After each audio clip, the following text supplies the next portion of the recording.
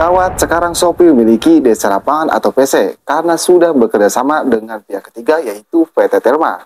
Nah, apakah benar? Nah, jadi buat kamu nasabah Shopee Paylater atau buat kamu nasabah Galbay Shopee Paylater ya, kamu wajib sekali simak video ini. Nah, tapi sebelum pembahasannya buat kamu nih yang bergabung ke grup WA Kang Galbay ya, untuk linknya ada di deskripsi video ini. Kamu bisa langsung klik saja. Di grup WA Kang Galbay ini kamu bisa link dengan nasabah yang lain. Karena di sana ada ratusan bahkan ribuan nasabah yang Galbay untuk bayar di pinjol legal. Dan kamu juga bisa sharing dengan saya, bisa chat saya.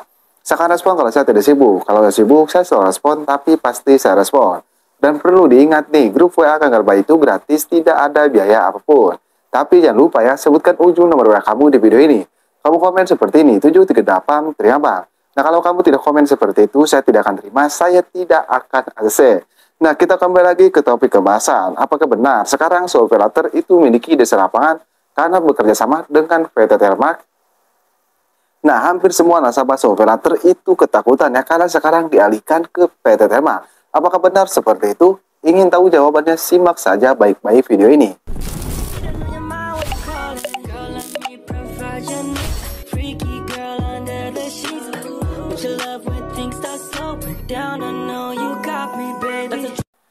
Sebelumnya saya mengatakan dulu, di sini saya tidak mengajarkan yang tidak-tidak atau yang tidak benar ya. Tapi di sini saya hanya menyampaikan kebenaran saja buat kalian nasabah Shopee Paylater dan Shopee Pinjam. Nah, kita langsung saja ke intinya. Emang benar ya Shopee Paylater itu bekerja sama dengan PT Telma Indonesia. Cuman yang perlu kamu catat ya, PT Telma ini bukan bekerja sama seperti misalnya datang ke rumah dan lain-lain. Nah, mereka ini bekerja sama itu untuk menjangkau luas jaringan ya. Maksudnya supaya bisa mendapatkan nasabah pinjol lebih banyak lagi, bahkan bukan tentang nasabah pinjol. Tapi yang perlu kamu catat ya, kerjasamanya ini bukan hanya tentang pinjol. Produk-produk Shopee pun itu kebantu oleh PT Telma ini. Karena emang tujuannya seperti itu. Jadi PT Telma ini akan menjangkau luas ya jaringan, maksudnya menambah koneksi. Supaya apa? Supaya banyak nasabah ataupun supaya banyak pembeli ke Shopee ini. Jadi sekali lagi tidak hanya tentang pinjol, tapi juga tentang produk-produk yang ada di Shopee.